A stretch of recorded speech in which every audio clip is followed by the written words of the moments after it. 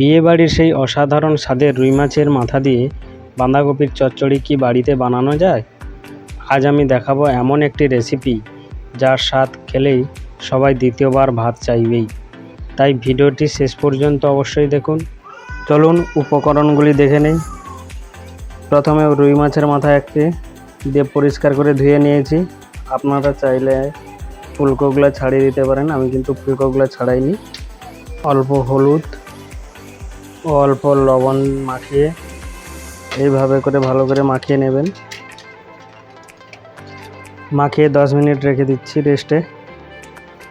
দেখুন, বাঁধাকপি একটি হাফ নেব, আলু দুটি ছাড়িয়ে নিয়েছি, টমাটো দুটি, গাজর একটি, পেঁয়াজ এগুলো ভালো করে কেটে নেব, রসুন বাটা হাফ চামচ, তেজপাতা ছোট 3টি, ফোড়ন 1 চামচ, আদা বাটা 1 চামচ, সর্ষের তেল, দারুচিনির টুকরা 1 ইঞ্চি, 2টি লবঙ্গ, 2টি এলাচ, স্টার ফুলের হাফ নিয়েছি, একটি জয়িত্রী ফুলের হাফ নিয়েছি এবং চালমগজ 1 চামচ গুঁড়িয়ে নিয়েছি। একে জল দিয়ে পেস্ট বানিয়ে নেব। একটি পাত্রে জল নিয়ে নিচ্ছি অল্প করে।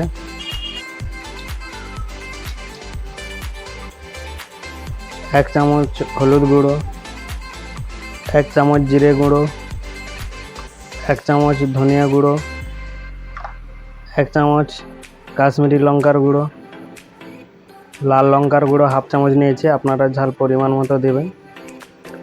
সব মশলাগুলি ভালোভাবে মিশিয়ে নেব, না যেন লাম্পস থাকে বা দানা দানা থাকে, না যেন দানা দানা থাকে। দেখুন মিশ্রণটি হয়ে গেছে, এবার রেখে দিচ্ছি। ততক্ষণে বাঁধাকপিটি কেটে নিচ্ছি। বাঁধাকপিটি ছোট ছোট করে কাটতে হবে, তাহলে সিদ্ধ তাড়াতাড়ি হবে।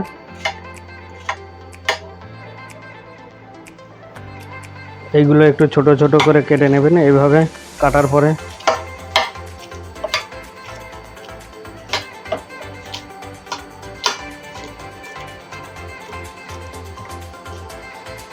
এরপরে ভালো করে একটি ঢাকাতে তুলে নিচ্ছি, দিয়ে পরিষ্কার করে ধুয়ে নেব, দিয়ে জলটি ঝরিয়ে নেব। আলুগুলো সমানভাবে কাটবেন, তাহলে দেখতেও ভালো লাগবে এবং খেতেও ভালো লাগবে। আলুগুলো কাটা হয়ে গেছে, এবার একটি জলে পরিষ্কার করে ধুয়ে নেব। গাজরগুলোও কেটে নিচ্ছি। এইভাবে সব গাজরগুলি ছোট ছোট করে কেটে নেব। দেখুন গাজরগুলি কাটা হয়ে গেছে, ছোট ছোট করে কেটে নিয়েছি এবং পরিষ্কার করে ধোয়াও আছে। আলুগুলো পরিষ্কার করে ধুয়ে নিচ্ছি, দিয়ে লবণ মাখিয়ে রেখে দেব। এবারে পেঁয়াজটি কেটে নেব।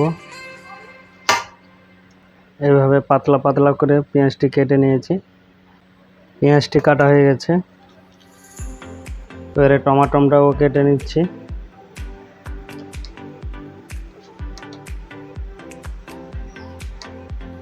টমাটোগুলো এইভাবে কেটে নিচ্ছি যাতে তাড়াতাড়ি সেদ্ধ হয়ে যায়, এবং কাঁচা লঙ্কাগুলো এরকম করে ফালি করে দেব। দেখুন টমাটো, লঙ্কা, পেঁয়াজ এগুলো কাটা হয়ে গেছে।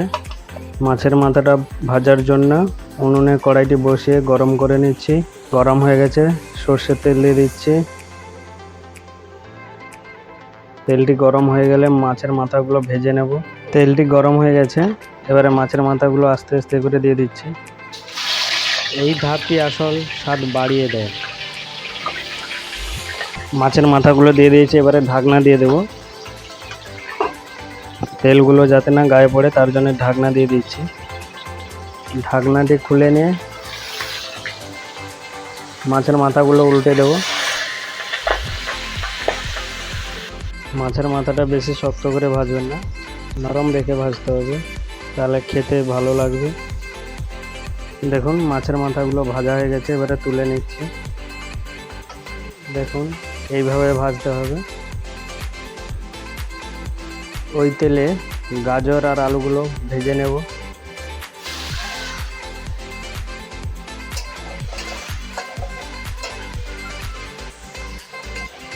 আলু আর গাজরগুলো সোনালি রং না হওয়া পর্যন্ত ভেজে নেব। এখন আলুগুলো সোনালি রং হয়ে গেছে, এবারে তুলে নেব।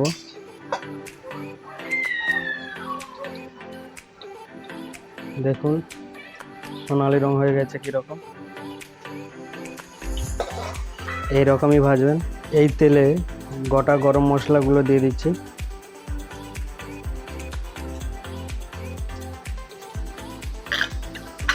দিয়ে 1 থেকে 1.5 মিনিট নাড়িয়ে নেব, একটা সুন্দর গন্ধ বেরোবে।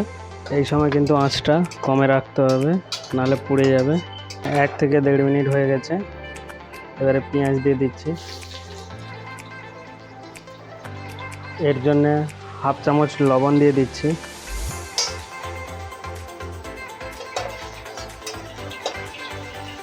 লবণটা দেওয়ার কারণ পেঁয়াজটি তাড়াতাড়ি সিদ্ধ হয়ে যাবে, তাই লবণটা দিয়ে দিচ্ছি। এই পেঁয়াজ দেওয়ার পরে কিন্তু আঁচটা মাঝারি করে রাখবেন। পেঁয়াজটা ভাজতে প্রায় সময় লাগবে 3 থেকে 4 মিনিট। পেঁয়াজটা সোনালি রং পর্যন্ত ভেজে নেব। দেখুন পেঁয়াজটি সোনালি রং হয়ে গেছে, এবারে রসুন বাটাটা দিয়ে দিচ্ছি। রসুন বাটাটা দিয়ে 1 মিনিট কষিয়ে নেব। এরপরে দিয়ে দিচ্ছি আদা বাটা।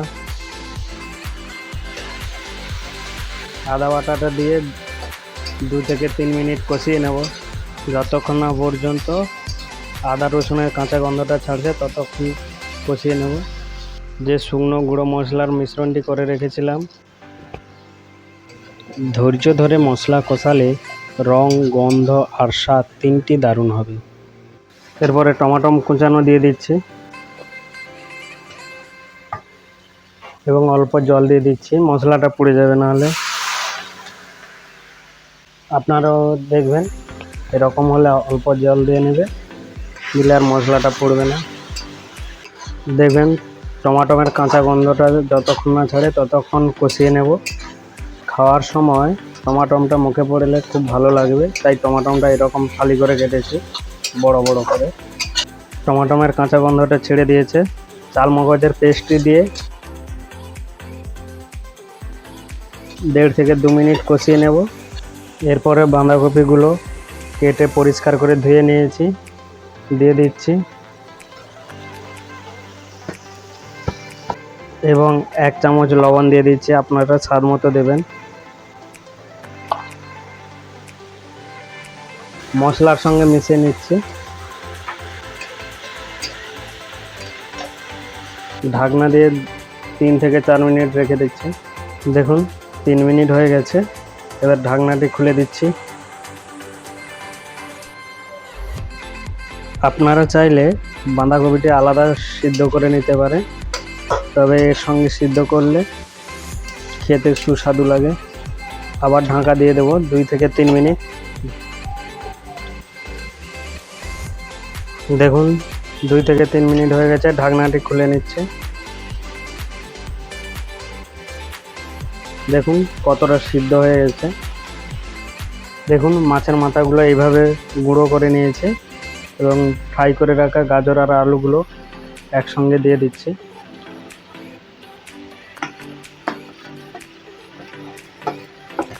এগুলো দিয়ে 7 থেকে 8 মিনিট রান্না করে নেব। মাছের মাথাগুলো চাইলে একটু খুন্তি দিয়ে এরকম করে কেটে দেবে, কেটে দিলে পুরো বাঁধাকপির সঙ্গে মিশে যাবে। এবং 4টি কাঁচা লঙ্কা ফালি করে রেখেছি, দিয়ে দিচ্ছি। এই সময় দিলে কাঁচা লঙ্কার গন্ধটা বেশ সুন্দর পাওয়া যায়। কিন্তু আলাদা জল দিয়ে সেদ্ধ করার দরকার নেই, এই বাঁধাকপির জলেই সিদ্ধ হয়ে যাবে। বাঁধাকপিটা এইভাবে নাড়তে গিয়ে যদি জলটা শুকিয়ে যায়, বাঁধাকপিটা না সিদ্ধ হয়, তাহলে আপনারা অল্প জলেও ব্যবহার করতে পারবেন, বেশি জল দেবেন না। লবণটা কিন্তু স্বাদ মতো দেবেন। কপিটা সিদ্ধ হতে একটু সময় লাগবে, তাই অল্প জল দিয়ে দিচ্ছি।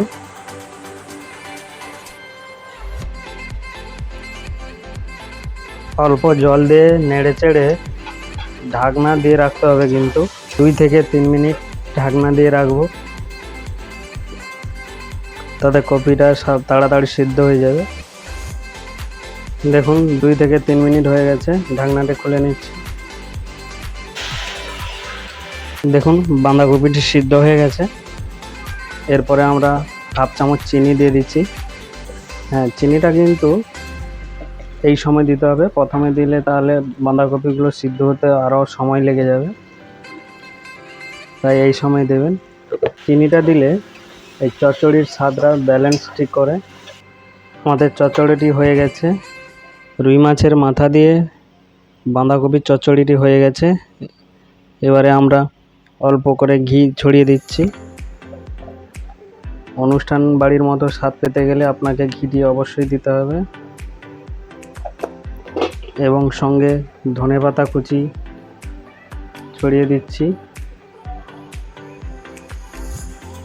নেড়ে চেড়ে উনুনটি বন্ধ করে 2-3 মিনিট ঢাকা দিয়ে রাখবো, তাতে ফ্লেভারটা সুন্দর হবে। দেখুন 2 থেকে 3 মিনিট হয়ে গেছে। গরম মশলাটি দিয়ে একবার নাড়িয়ে চাড়িয়ে নেব।